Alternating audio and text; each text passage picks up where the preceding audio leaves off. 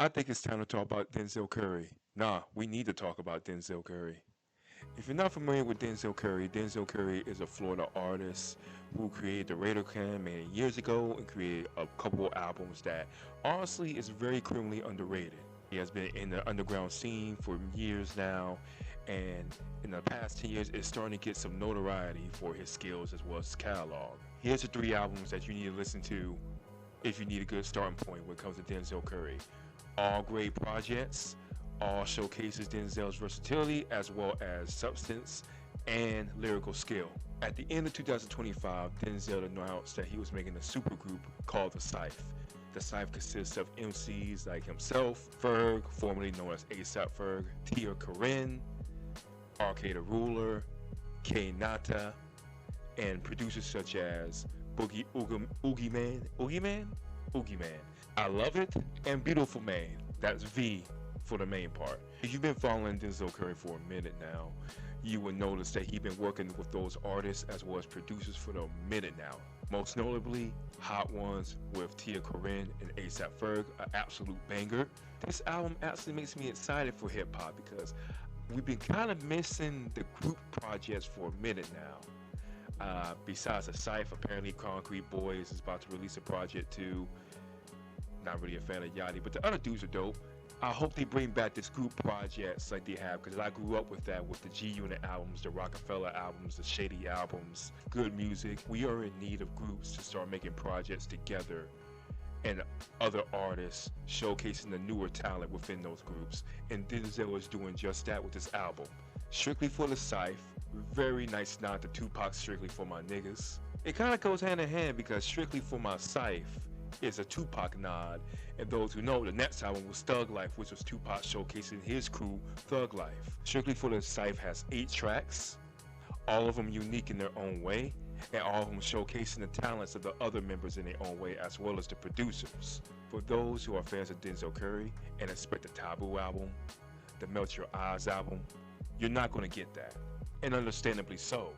This isn't about Denzel Curry, it's about his group, the Scythe. First and foremost, all the members delivered on this album.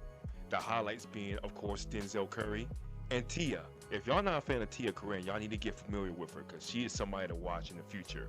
Out of all the other members, she tends to stand out the most. All of them you watch. But as far as the highlights, Denzel and Tia definitely take the cake. All the songs are unique in their own way, starting with the Scythe, which is a grand introduction to the whole group and the whole mentality of the album. It sets the tone of what to expect. Lit Effect is definitely a very dark and trancey type beat.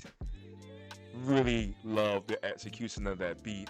Of course, Arcade Ruler does the hook, and Denzel Curry also tends to deliver a very solid verse. PHONY, my favorite track off the album. Very 3 6 Mafia-like, Hypnotize Mind-like. That's why they incorporated Juicy J. Definitely my favorite of the album. Of course, you get Must That Be, a very solid track as well. You also get HOOPTY, and that's where you get the New Orleans influence. Very dope track, really showcases Tia's diversity, as well as Smino gives out a solid verse. That second part, that switch though at the end, woo, I mess with it heavy. You Ain't Gotta Lie, very Florida heavily influenced. Tan showcases Arcade the Ruler's lyrical ability. The hook game is infectious with her. She has a very unique voice that honestly makes her stand out with the other female MCs and female rappers. I look forward to hear more of her. I really like how Denzel really kind of takes a back seat and lets the newer artists and the other members take over the whole album. You will hear Denzel Curry, but throughout the whole album, the other members start taking over. There are some I could do without when it comes to features though, like Laser Dim, I hope I'm pronouncing it right. I could do without that feature in Lit Effect. I feel like that would have been perfect for Key Niata or even Ferg. We also didn't get much of Ferg. He's like on 2-3 verses, and that's good because out of everybody, Ferg is actually the most well known.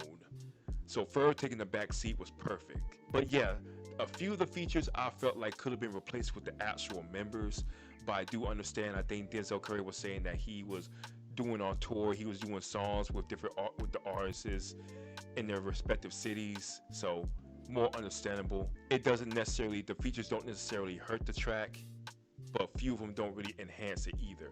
Now some of them do. Juicy J's feature enhances completely and fully captures the whole Memphis sound that it needed to, you know, I ain't gotta say it.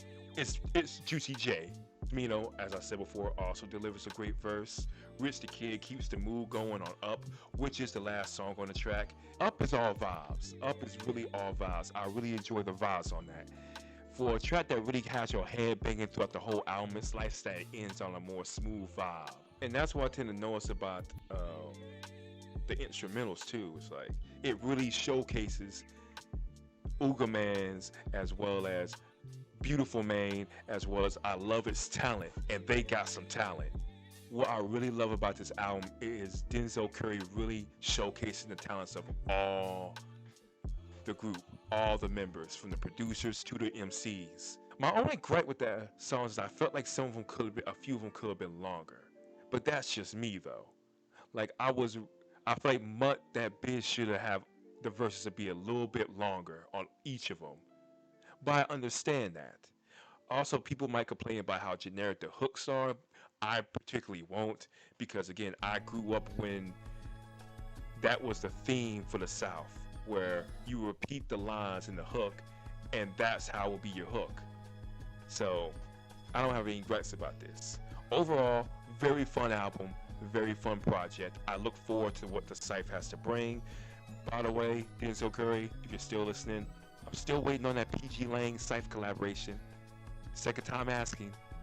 You know, maybe y'all got something in the works, but overall, pretty solid project, very fun album.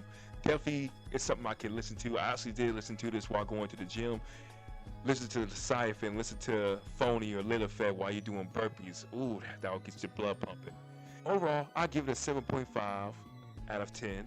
Very solid album. Great introduction for the whole members. I look forward to what all of them do.